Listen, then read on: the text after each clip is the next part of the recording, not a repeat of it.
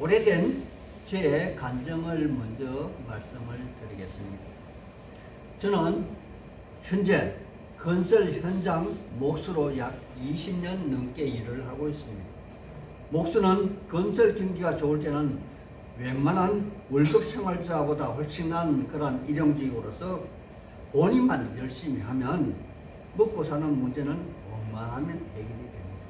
하지만 직장에서 해고를 당했거나 혹 사업이 실패해 건설 현장으로 들어온 분들은 몸이 만들어지기까지 매우 힘드는 그러한 시간을 보내기도 합니다. 물론 건설 현장이니까 많이 다치기도 하는데 겨울에 쇠망치로 자기 손가락을 때려 손톱이라도 빠지는 날에는 다시 손톱이 나기까지 약 3개월 정도 정말 참기 어려운 고통을 당하기도 합니다. 그런데 가끔 믿음의 신앙인들이 목수로 전업해서 들어오는 경우가 있는데 이들 대부분은 초보 신앙인으로서 나름대로 열심히 신앙생활을 했음에도 왜 하나님은 나에게 이런 시련을 주시는가 하는 의문을 가지고 있다는 것입니다. 예를 들어 오늘 본문의 말씀처럼 너희는 먼저 그의 나라와 의를 구하라. 그리하면 이런 것들을 더하시리라. 즉 22절에서 31절까지의 말씀을 이야기하면서 하늘 아버지께서는 모든 것을 알고 계시면서 왜 나에게는 이런 일상의 어려움 속에 내버려 두시는가 하는 의문이 아닌 반문을 하는 경우가 종종 있다는 것입니다. 이러한 질문을 받을 때면 동료로서가 아니라 목사로서 참으로 난감하다 하는 생각이 듭니다. 저 같은 경우는 자발적으로 목수를 선택했고 또 목수를 일하면서 신앙생활을 한다는 것이 참으로 좋은 직업이구나.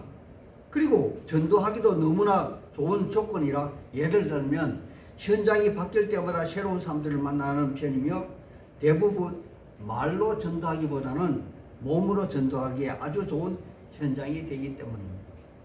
하지만 현실적으로 대부분 열악한 작업 환경과 내일이 보장되지 않는 그러한 현장이기 때문에 신앙이 자라기에 너무도 열악한 장애 요인이 너무 많은 그러한 직업이라는 한계성도 또한 있다는 것이 사실입니다.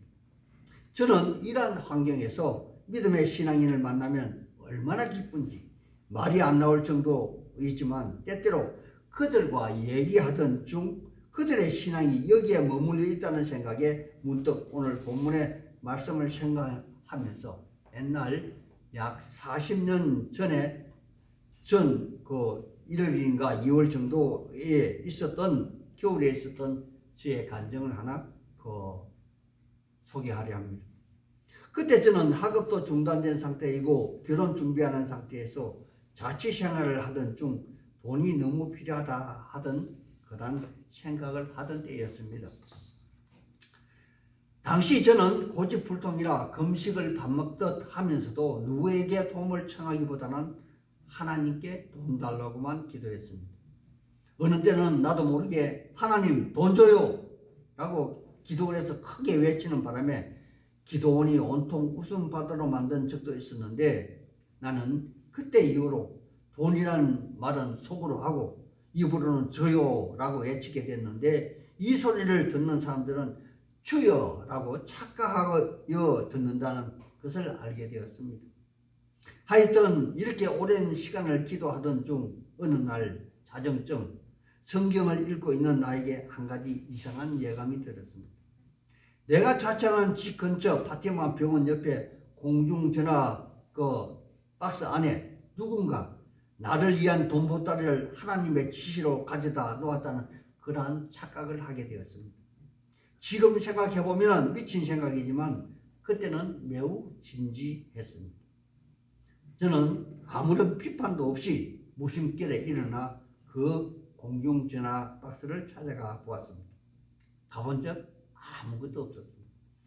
그리고 집에 돌아와 다시 책상 앞에 앉아 성경책을 읽고 있는데 또 이상한 생각이 들었습니다. 내가 너무 일찍 그곳에 갔기에 시간이 맞지 않았다라는 생각이 드는 것입니다. 하지만 그때쯤 내가 잘못된 것은 아닌가 하는 생각도 같이 들면서도 기도하는 마음을 가지고 다시 그곳을 찾아가 보았습니다. 하지만 그곳에는 이번에도 아무것도 없었습니다. 그리고 다시 돌아와 책상 앞에 앉아 내가 미친 것이 맞구나 하는 생각을 가지고 있었는데, 또다시 그 생각이 들기에 이번에는 절대 가지 않으리라 마음을 굳게 먹었지만 몸은 벌써 그곳을 향하고 있었습니다. 하지만 이번에도 그곳을 가보니 역시 아무것도 없었습니다. 다시 돌아와 방문을 열고 들어오는데 또 이상한 생각이 드는 것입니다. 이번에는 확실한 것 같았습니다. 벌써 시간은 새벽 12시를 넘어 1시경이 되었고 영하의 날씨라 굉장히 추운 겨울 날씨였습니다. 하지만 이번에는 그 누구에게나 노출된 그런 공중전화 박스가 아니라 그 공중전화 박스 안쪽 좁은 길목 가로등 밑에 돈 뭉치가 있다는 그런 생각을 하게 되었습니다. 다시 방문을 닫고 즉시 그곳으로 달려가 보았습니다. 달려가면서 이제 내가 완전히 미쳤다는 그런 생각도 같이 했습니다. 도착해 보니 그곳에는 손수레 하나가 거꾸로 엎어져 있었는데 왠지 그곳 아래 돈뭉치가 있는 것 같아서 그 손수레를 번쩍 들어 올렸습니다. 그런데 웬일입니까? 있어야 할 돈뭉치는 없고 그곳에는 양복을 입은 한 신사분이 온몸을 개처럼 뭉클이고 옴짝달싹 못하고 추위에 바들바들 떨고 있는 것을 보았습니다. 그대로 놔두면 추위에 금방 얼어 죽을 것 같았습니다. 그래서 아무 생각 없이 허겁지겁 그를 들쳐업고 자취방으로 돌아와 연탄 불과 고기를 열어놓고 이불로 그를 감쌌습니다. 그리고 자세히 보니 머리는 어디에 부딪혔는지 피가 나서 베개를 흥건히 적셔 입고 그 피 저는 수건을 물에 적셔서 닦아주며 이마에 물수건을 얹어놓고 안도의 한숨을 쉬다가 이번에는 그가 죽으면 어떡하나 하는 그런 걱정이 들기 시작했습니다. 그를 얻고 즉시 경찰서로 갔어야지 왜 내 자취방으로 데리고 왔는지 후회하면서 얼마 전까지 돈 달라는 기도는 온데간데 없고 이제부터 살인자가 되지 않기 위해서 하나님 이 사람 제발 살려주세요 하고 무릎을 꿇고 기도를 했습니다. 새벽 시간이 되어 날이 밝아올 무렵 그 사람은 번뜩 몸을 일으켜 일어나 눈도 뜨지 않는 상태에서 물도와 그렇게 소리를 질렀습니다. 저는 말없이 냉수 그릇을 그에게 내밀며 이제 살았구나 안도의 한숨을 쉬었습니다. 내가 안도한 것은 그 사람이 깨어난 그러한 기쁨보다 내가 살인 누명을 벗게 되었다는 그러한 안도의 한숨이었습니다. 그분은 정신을 차리고 일어나 여기가 어디인지 물었고 저는 저의 자취집 위치를 말하자 곧 자기의 집이 근처에 있으니 꼭 같이 가자고 저를 이끌었습니다. 그런데 그 사람 집에 가려고 보니 그 사람 신발을 내가 챙겨오지 못해서 없었고 하는 수 없이 제가 신고 있는 쓰리빠 이 샌들을 그에게 주었고 같이 그 집을 향했습니다. 도착해 보니 2층 집에 사는 분이었고 초인종을 누르니 그분 부인이 나왔는데 그녀는 근처 중학교 영어 선생님이라고 했습니다. 그런데 놀랍게도 그분의 부인 영어 선생님은 실향인으로서 그때까지 안방에서 잠들지 않고 남편이 돌아오기를 기다리며 거실에서 성경책을 읽고 있으며 밤새 기도했다는 그런 말씀을 들려주었습니다. 그 말을 듣는 순간 저는 온몸에 전율이 흐르며 두려움에 떨었습니다. 그리고 마시라고 준 커피잔도 비우지 않고 뒤도 돌아보지 않고 그 집을 나왔으며 그리고는 두 번 다시 그분을 찾지도 만난 적도 없으며 그분도 나를 찾아온 적도 없습니다. 물론 서로 이름도 성도 묻지도 않았습니다. 그 일 이후 저에게는 신앙적으로 크락한 변화가 있었는데 지금까지 하나님 돈 주세요 하는 기도는 절대 하지 않는다는 것입니다. 왜냐하면 또 돈 달라고 기도하면 무슨 또 엄청난 일을 만들지 모른다는 그러한 두려움 때문입니다. 저는 그때 일을 생각하며 성경에 대하여 많은 것을 알게 되었습니다. 즉 신약의 하나님은 구약의 개념처럼 땅의 지경이 넓어짐과 또 가축의 수가 늘어나는 것과는 달라서 생명을 구령하는 그러한 일이며 이 땅의 부와 명예를 추구하는 것이 아니라는 그러한 깨달음을 갖게 되었다는 것입니다. 그러므로 돈이 필요하다면 열심히 일해야 한다는 것이며 이 깨달음은 신학을 하고 교회 개척 이후에도 그 누구의 도움도 원하지 않고 또 누구를 의지하지도 않은 채 단순히 하나님께만 그 기도를 아뢰고 응답해 주시든 주시지 않든 주어진 여건에서 최선을 다해야 한다는 그러한 생각을 지금도 가지고 있습니다. 이러한 삶으로 저는 가정생활에도 그대로 적용하여 제 아내가 돈 관리를 다 맡아서 하므로 지금까지 한 번도 저는 개인적으로 돈 때문에 어려움 당한 적이 한 번도 없다는 것입니다. 이제 오늘 본문의 말씀을 한번 보겠습니다.